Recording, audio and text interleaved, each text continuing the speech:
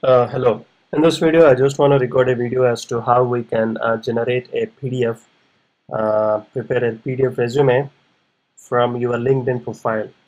LinkedIn already has a resume builder tool, which you can access by going to resume.linkedinlabs.com. And this has several templates like clean, executive, business, etc. So for the purpose of this video, I'm going to select clean. And I also happen to like this particular template because, well, it is clean. Now the problem with this, any template, not just clean, all the templates in resume builder of LinkedIn is that the formatting is messed up. There is no space between the paragraphs.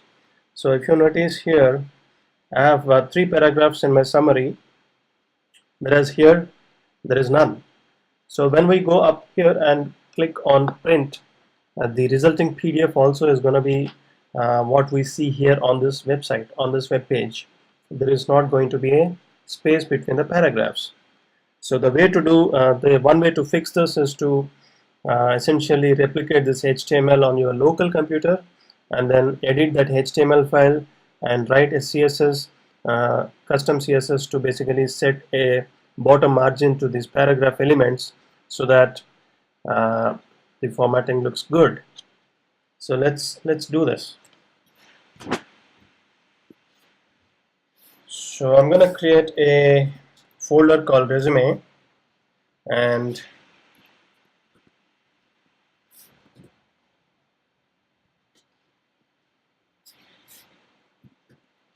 I just drag that into Sublime Text, which is my favorite text editor, code editor. So in this I'm going to create a new file, index.html.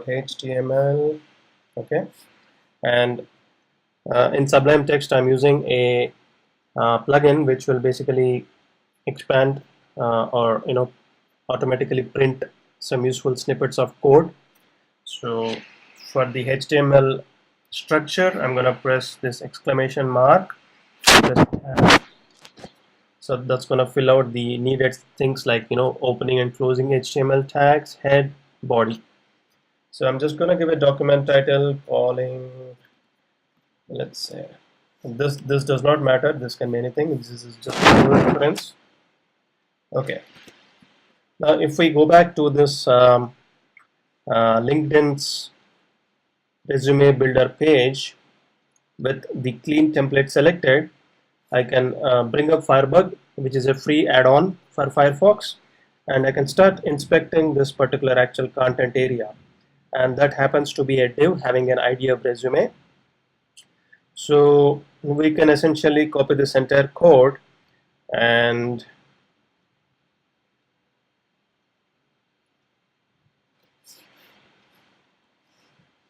okay, before that I just wanted to tell you one more thing. This resume builder is going to show you some sections like certifications, languages, up to specialties, which are empty, and I don't want these to appear in my resume. So what I can do is I can again inspect these using Firebug. So this is certifications, languages, patents, publications, specialties. So with the specialties section or div selected, I'm going to press delete or backspace to delete that from the local instance of this particular web page that is only on my computer. So delete and delete certifications. All right. So now we have the resume looking fine. The only problem is that there is no spacing between the paragraphs, but we are going to fix that soon. So I'm going to press F12 again and select the entire div having an ID of resume. I'm going to copy the HTML, right click on that, copy the HTML and put it in the body. So between the opening and closing body tags, I just pasted whatever we copied, the entire HTML code. And if we observe the code in this particular resume builder web page, we can see that in the head section there is a call, there is a reference to all.css.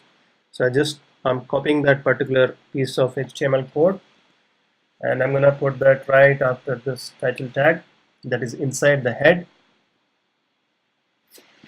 Okay, and there is also one more reference to a CSS file, clean.css. That is because we are using the clean template. So I'm just gonna copy that particular HTML and put it in the head section of the index.html file on my local computer. And okay, now we still need to fix this problem of the lack of space between the paragraphs. So I'm just gonna create a style block in which for the paragraph elements I'm gonna set the margin at the bottom to 1 em. 1 em could typically be like 10 to 12 pixels. Okay, save that. Now let's see this in Safari.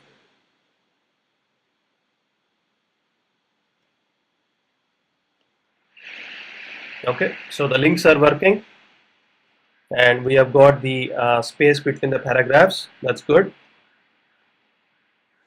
And I do not want the box shadow to appear. I just want this resume to be entirely clean, crisp.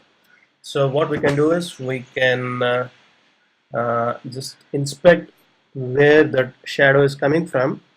So if we go back to our main section, that is div id equal to resume, you can see in the right side we have the box shadow declaration for this resume selector, hash resume selector. So I'm gonna just put that over here and say box shadow none. Save it, come back, refresh. Okay, now that's gone. Now if we see, there is this extra space here which I would like to get rid of. Let's see where that is coming from. So if I just put my mouse cursor on this particular div, we can see that there is a padding of 60 pixels on all the 4 sides. So let's just make this top padding to 0 and see how it looks. Adding at the top, 0, and come back, refresh.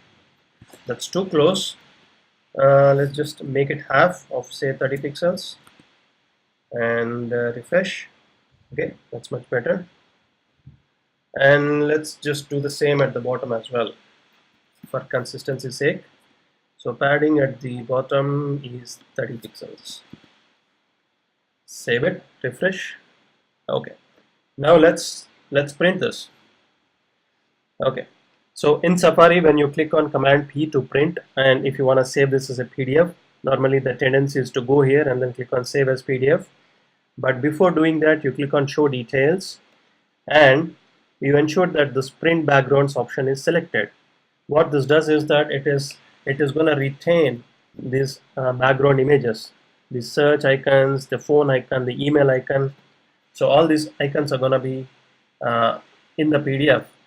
So for that, we got to print the backgrounds, and by default this print headers and footers will be selected, so deselected. What this does is it's going to print out the date and time, the page URL, and all unneeded elements in this particular case. So just uncheck that and then click on PDF and save as PDF.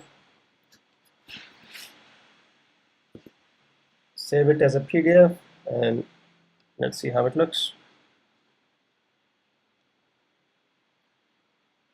Okay, so the links are working. We have got the space between the paragraphs and the box shadow is gone, and that's it. Everything looks good. Okay, so before I end this video, I just want to tell you one small hint, small tip in that even though you might be using Firefox to do the firebugging and all that stuff, generating a PDF file, you get the best results if you use Safari on a Mac. I have not tested this on Windows, but the problem with printing a HTML as a PDF in Firefox is that I tried it before. What was happening is that, so in page 1 was looking all right, but the links were not working. There were no hyperlinks, it was just simple text. And in page 2, the entire section or the content area is shifting to the left or to the right, something. Anyway, so the summary is, don't use Firefox for printing HTML to PDF, use Safari for the best results. And now, yeah, that's it. So hope you found this video helpful.